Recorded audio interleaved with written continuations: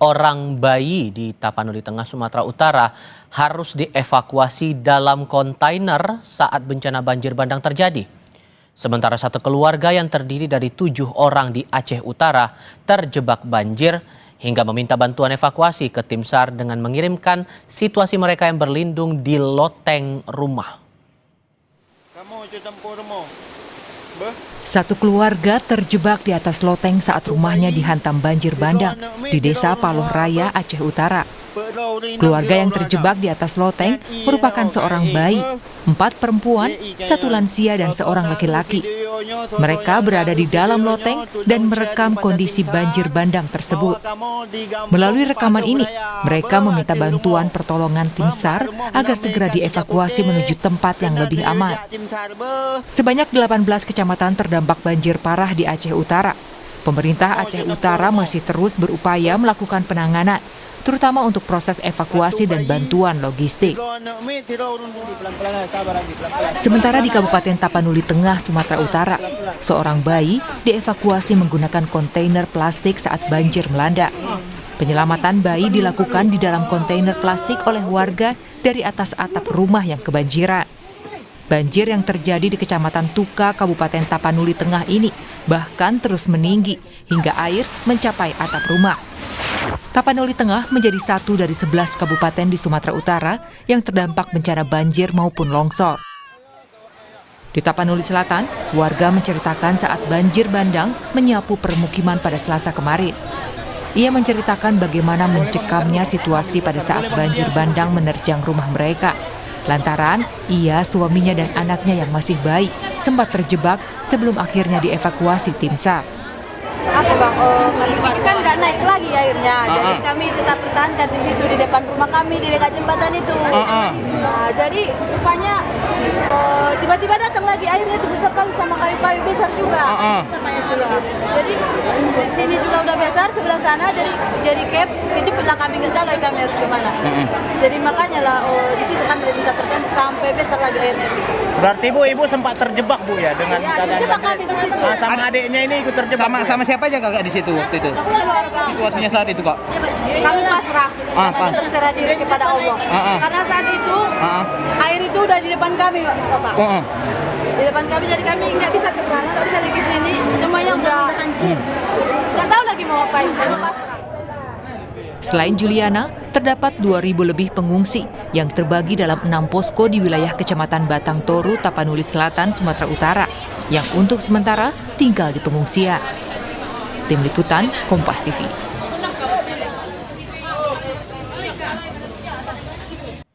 Muncul pertanyaan, mengapa bencana banjir dan longsor bisa melanda 3 wilayah sekaligus di Pulau Sumatera, Sumatera Utara, Sumatera Barat, dan Aceh?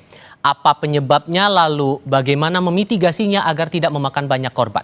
Kami diskusikan ini bersama para narasumber. Bergabung saat ini lewat sambungan daring Kepala BMKG periode 2017-2025 Dwi Korita Karnawati dan Direktur Eksekutif Walhi Sumatera Utara Rianda Purba. Selamat malam semuanya, dengan Tifal di sini. Apa kabar? Selamat malam. Terima kasih. Assalamualaikum warahmatullahi wabarakatuh. Waalaikumsalam warahmatullahi wabarakatuh. Terima kasih sudah bergabung bersama kami. Bang Rianda dengan Tifal di sini. Suara Tifal terdengar, Bang? Ya, kedengaran dengan baik. Selamat malam. Terima kasih sudah bergabung bersama kami kali ini. Bu Dwi, saya mau konfirmasi ke Anda dulu. Awalnya kan disebutkan ini dipicu siklon tropis Koto dan ada bibit siklon 95B. Lalu kemarin BMKG sudah memberikan update terbaru bahwa ini berubah menjadi siklon tropis Senyar. Apakah siklon tropis semacam ini sering terjadi di wilayah kita atau justru ini baru kali pertama, Bu? Sebetulnya apa yang disampaikan BMKG tersebut adalah suatu fenomena yang makin sering terjadi. Memang kira-kira 10 tahun, 20 tahun yang lalu hal semacam itu tidak begitu sering. Tapi beberapa tahun terakhir ini, kurang lebih 10 tahun terakhir, kejadiannya semakin sering. Selalu diawali dulu dengan bibit siklon ya, atau bahkan lebih awal lagi low pressure area. BMKG terus memonitor, akhirnya berkembang menjadi bibit siklon, dan akhirnya menjadi siklon tropis. Dan itu terus dipantau BMKG karena bagian dari tugas BMKG, demikian. Dan itu mulai kelihatan polanya makin intens di momen kapan atau di tahun kapan ya Bu ya sampai akhirnya yang kita lihat sekarang sampai 3 provinsi di Pulau Sumatera pula di wilayah utara Sumatera kejadian banjir bandang sampai longsor begini? Sebetulnya itu sejak 10 tahun terakhir lah paling tidak, itu semakin sering terjadi. Bahkan di tahun 2017, dalam waktu 1 minggu, kurang lebih 10 hari, 2 kali siklon terjadi hampir bersamaan berurut-urutan pada wilayah yang kurang lebih sama. Dan itu semakin terus berkembang ya, terutama di bulan November sampai Maret, April, kemudian nanti periode berikutnya saat matahari berada di belahan bumi utara itu nanti juga akan terjadi lagi, terulang lagi. Dan siklus ini akan berulang di wilayah yang sama atau mungkin bakal bergerak ke daerah lain, Bu? Jadi biasanya itu akan punah. Jadi ini siklon ini sudah berkembang menjadi siklon ya, dan bergerak ya. Biasanya kemudian kalau sudah memasuki zona lintang 10 derajat, itu akan memutar balik meninggalkan wilayah Indonesia. Dan akhirnya kehabisan energi dan punah. Namun sebelum energi itu habis, itu sudah memporak-porandakan wilayah-wilayah yang dilaluinya. Dan BMKG selalu memberikan informasi jalur lintasannya tuh lewat mana saja. Dan saya melihat juga sudah ada press conference dari BMKG menyebutkan dalam beberapa hari ini yang akan terdampak wilayah Sumatera Utara, Aceh, Riau, Sumatera Barat. Itu berdasarkan lintasan siklon tadi. Termasuk Kepulauan Riau juga ya, dihitung dari kemarin konvers dalam 2-3 hari ke depan. Bentuk dampak dari siklon ini apa, Bu? Nah, dampaknya terutama kalau dampak langsung itu misalnya di lautan itu mengakibatkan gelombang tinggi, angin kencang ya, dan juga cuaca yang semakin ekstrim, bahkan sampai juga dampak itu ke darat. Ke daratan Sumatera Utara ya, di daratan di Pulau Sumatera, misalnya di Sumatera Utara, kemudian tadi Kepulauan Riau, Sumatera Barat, Aceh, itu diprediksi bahwa dapat memicu terjadinya bahaya hidrometeorologi seperti banjir, banjir bandang, longsor ya, angin kencang, kilat petir. Itu disampaikan oleh BMKG. Namun poin yang perlu saya sampaikan bahwa siklon tropis, hujan ekstrim yang diakibatkan itu adalah sebagai pemicu. Tanpa siklon tropis pun wilayah-wilayah yang disebutkan tadi itu sudah rawan. Alamnya itu karena proses tektonik, kondisi geologi membentuk pegunungan, bukit barisan, terbentuk patahan-patahan aktif, dan bukit itu terpotong-potong oleh patahan dan kekar-kekar. Jadi pegunungan itu adalah pegunungan yang rentan, rawan, memang berbakat untuk mengalami longsor. Tinggal menunggu pemicunya. Nah, hujan lebat ekstrim itu adalah pemicu. Sehingga selama tidak ada pemicu, itu insya Allah tidak akan terjadi gerakan longsor tadi ataupun banjir bandang dan banjir. Demikian. Buat Walhi, Bang Rianda, Anda juga sependapat dengan pernyataan Bu Dwi bahwa sebetulnya yang menjadi faktor bukan semata karena cuaca saja makanya terjadi bencana seperti yang di Sumatera Utara, bahkan catatannya sudah ada 4 kabupaten kota yang terdampak di sini. Lahan juga, Pak. Sorry Bu, saya kasih giliran ke Bang Rianda dulu ya. Oh ya, maaf. Ya. Bang Rianda silakan. Ya, terima kasih Bang. Nah, iya, untuk faktor cuaca itu menjadi salah satu pemicu. Nah, kemudian dilanjutkan dari wilayah topografi. Nah, topografi di wilayah sekitar Kabupaten Tapanuli Tengah, Sumatera Utara, Tapanuli Selatan, itu kan di bawah kaki dan berada di lereng-lereng sepanjang bukit barisan di wilayah 2 kabupaten tersebut yang kita sebutkan. Nah, semakin diperparah saat adanya cuaca ekstrim dalam beberapa hari terakhir, tentunya karena perubahan tutupan lahan dan hutan di wilayah daerah aliran sungai dan perbukitan-perbukitan sepanjang di Kabupaten Tapanuli Selatan, Tengah, dan Utara. Dan itu Nah, terjadi di sudah situ dalam kalau- kurun berapa tahun ke belakang ini, Bang? Nah, kalau kita analisis dalam beberapa tahun terakhir ya, contohnya misalnya kita cek dari di wilayah hulu Kabupaten Tapanuli Tengah dan Tapanuli Selatan, dalam 9 tahun terakhir itu 2000-an hektar hutan itu sudah rusak, Bang, sudah ditebang. Nah, faktornya ditebang itu ada yang secara legal karena ada pembangunan infrastruktur seperti PLTA Batang Toru. Kemudian juga ada pertambangan emas di sana, dan kemudian ada juga aktivitas perkebunan kayu rakyat PT Toba Pelestari. Ini aktivitas industri ekstraktif tersebut juga memperparah dari hujan cuaca ekstrim turun, jadi air itu langsung turun ke wilayah hilir. Oke. Makanya kalau kita lihat di beberapa video, Bang, di Kecamatan Batang Toru, di Jembatan Trikora, itu ada, ini jembatannya, itu kan banyak gelondongan kayu Ya. besar-besar.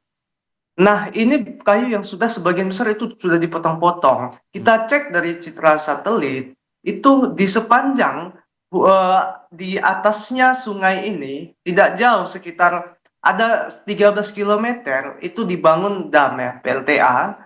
Nah, di situ banyak penebangan-penebangan karena Baik. pembangunan infrastrukturnya dan kayunya itu banyak dibiarkan. Oke. Nah, kita indikasikan besar salah satunya berasal dari aktivitas tersebut. Oke, dengan melihat fenomena ini ada perubahan cuaca, kemudian ada pengalihan fungsi lahan dari Kacamata Walhi juga ikut memberi sumbangsi di sini, maka kita harus punya kewaspadaan seperti apa lagi agar jangan sampai terulang lagi, bahkan jangan sampai memicu korban jiwa. Kita akan bahas ini usai jeda berikut.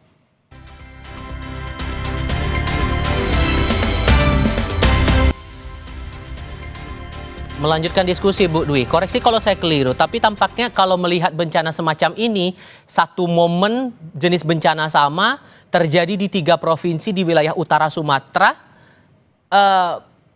Berarti kan yang menjadi pertanyaan sekarang gimana caranya agar itu tidak terulang lagi dengan fenomena perubahan cuaca seperti yang sekarang, ada siklon tropis Senyar itu, kemudian ada area lahan yang ternyata beralih fungsi tapi tidak ada pembaruannya atau memperbaiki area resapan air itu.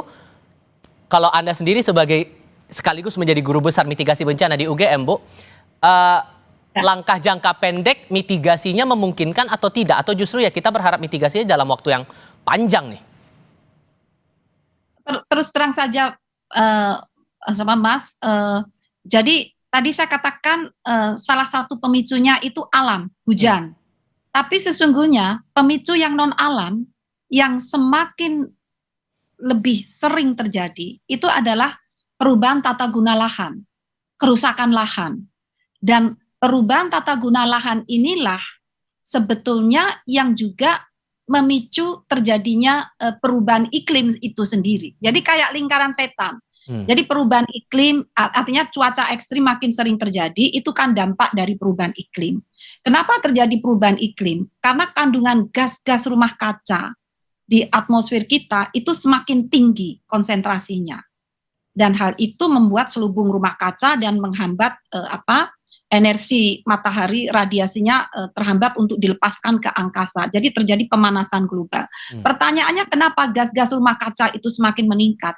Ya karena kerusakan dari lingkungan kita, pemanfaatan energi fosil, kemudian kerusakan lahan itu kan mengurangi pohon-pohon hijau daun yang bisa menyerap gas rumah kaca. Jadi sebetulnya lingkaran setan. Jadi ada kaitannya dengan kerusakan lahan, kenaikan gas rumah kaca, terjadinya perubahan iklim, dan terjadinya ekstrim. Lalu apa cara mengatasinya? Pulihkan lingkungan itu. Pulihkan lingkungan itu agar mengendalikan laju kenaikan suhu, mengendalikan perubahan iklim, dan mengendalikan agar kondisi ekstrim itu semakin terkendali. Di level masyarakat, mereka bisa apa untuk mitigasinya, Bu?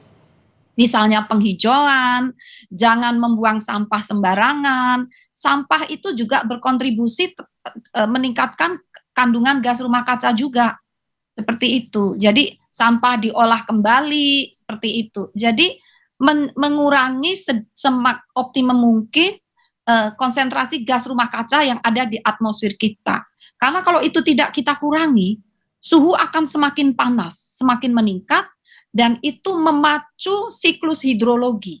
Siklus hidrologi menjadi terpacu, pertumbuhan awan-awan hujan semakin menghebat, Baik. kondisi ekstrim akan semakin sering terjadi. Demikian. Oke. Bang Rianda, kalau Anda pribadi dari Walhi melihatnya, kalau mau buat mitigasi semacam ini, maka posisinya untuk pemangku kebijakan di daerah terutama, karena Anda sudah menyinggung dari Walhi masalah area resapan air yang minim, seyakin apa bahwa mitigasi akan bisa dilaksanakan jangka pendek biar tidak terulang kejadian seperti ini?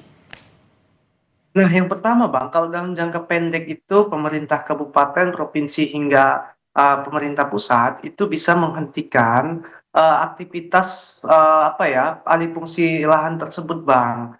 Nah, dengan misalnya tidak menerbitkan izin-izin baik itu perkebunan ataupun izin-izin hutan tanaman industri ataupun izin-izin objek investasi lainnya, karena di wilayah itu rimba terakhir Sumatera Utara yang punya kaya kandungan mineral, fungsi hidrologis, dan lain sebagainya. Masyarakat juga bergantung pada hasil hutan bukan kayunya.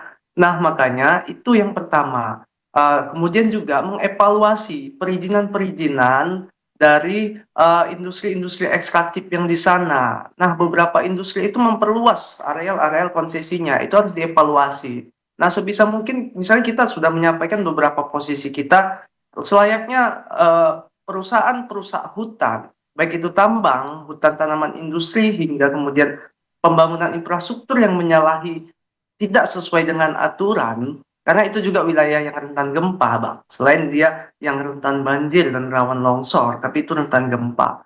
Nah, itu sudah kita ingatkan sejak 7 tahun terakhir, agar pemerintah tidak melanjutkan pembangunan itu, tapi dilanjutkan juga. Inilah salah satu dampaknya yang kita tidak mau. Nah, kemudian bisa memformulasi dengan melalui kebijakan Bang. Jadi menyusun kebijakan tata ruang di tingkat kabupaten, provinsi hingga nasional untuk wilayah kita sebutkannya ekosistem Harangan Tapanuli Bang. Atau ekosistem Batang Toru. Itu diberikan fungsi perlindungan khusus untuk perlindungan lingkungan hidup gitu Bang. Bakal panjang nggak nih urusannya kalau menurut Anda bisa mencegah agar jangan sampai bencana serupa terulang kembali di kemudian hari? Ya bisa Bang, karena gini Bang, dengan adanya kebijakan itu tentunya kan pemerintah kabupaten yang punya wewenang ke desa-desa itu turut juga membatasi baik itu investor ataupun warganya yang ingin membuka lahan, itu bisa dibatasi. Nah, tapi itu kalau tingkat kebijakan jangka panjangnya memang Bang. Baik. Nah, tapi yang jelas bagaimana menghentikan perluasan industri ekstraktif di sana. Dan yang sudah ada itu perlu dievaluasi dan jika mungkin ditutup. Nah, atau dicabut izin-izinnya. Nah, kemudian jangka pendeknya gini Bang, kita kan sudah 10 tahun terakhir sudah 10 tahun terakhir ini Walhi sangat intens itu bekerja bersama masyarakat di sana. Kita bareng kok Bang dengan desa-desa, turut di tingkat desa itu bagaimana sih menyusun RPJMDes yang berbasis lingkungan. Kita sama-sama memulihkan kawasan hutan gitu. Tapi itu inisiatif warga kok Bang. Jadi sebenarnya warga itu di sini sebagai korban. Nah, cukuplah misalnya warga jangan dijadikan korban agar bagaimana pemerintah juga bisa belajar dari sudah kami tangkap poin dari situ. Mengatur tata guna lahan agar lebih lestari ke depan. Ini pelajaran berharga untuk semuanya. Saya rasa bahwa masalah lingkungan juga masalah kita bersama. Jangan sampai bencana yang sama terulang lagi. Bahkan ya jangankan di daerah yang sama, di daerah lain pun harapannya juga tidak terjadi hal-hal yang semacam ini. Bu Dwi Korita Karnawati, terima kasih. Bang Rianda, terima kasih.